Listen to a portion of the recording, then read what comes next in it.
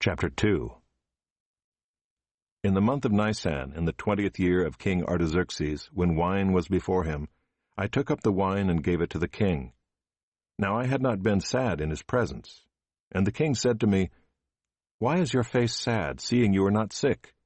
This is nothing but sadness of the heart." Then I was very much afraid. I said to the king, "Let the king live forever. Why should not my face be sad when the city, the place of my father's graves, lies in ruins, and its gates have been destroyed by fire?" Then the king said to me, "What are you requesting?" So I prayed to the God of heaven, and I said to the king, "If it pleases the king, and if your servant has found favor in your sight, that you send me to Judah, to the city of my father's graves, that I may rebuild it."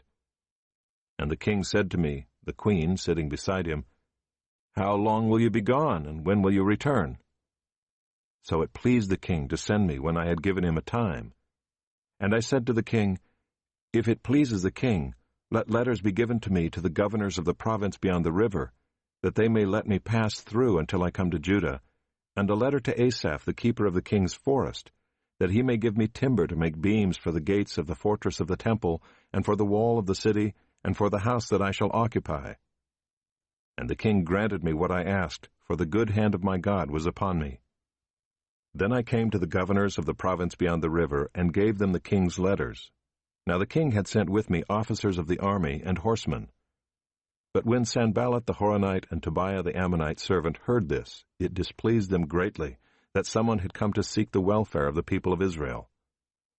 So I went to Jerusalem and was there 3 days.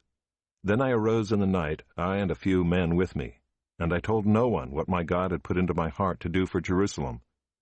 There was no animal with me but the one on which I rode. I went out by night by the valley gate to the dragon spring and to the dung gate, and I inspected the walls of Jerusalem that were broken down, and its gates that had been destroyed by fire. Then I went on to the fountain gate and to the king's pool, but there was no room for the animal that was under me to pass. Then I went up in the night by the valley and inspected the wall, and I turned back and entered by the valley gate, and so returned. And the officials did not know where I had gone or what I was doing, and I had not yet told the Jews, the priests, the nobles, the officials, and the rest who were to do the work. Then I said to them, "You see the trouble we are in, how Jerusalem lies in ruins with its gates burned. Come, let us build the wall of Jerusalem, that we may no longer suffer derision." And I told them of the hand of my God that had been upon me for good, and also of the words that the king had spoken to me. And they said, "Let us rise up and build." So they strengthened their hands for the good work. But when Sanballat the Horonite, and Tobiah the Ammonite servant, and Geshem the Arab heard of it, they jeered at us and despised us, and said, "What is this thing that you are doing?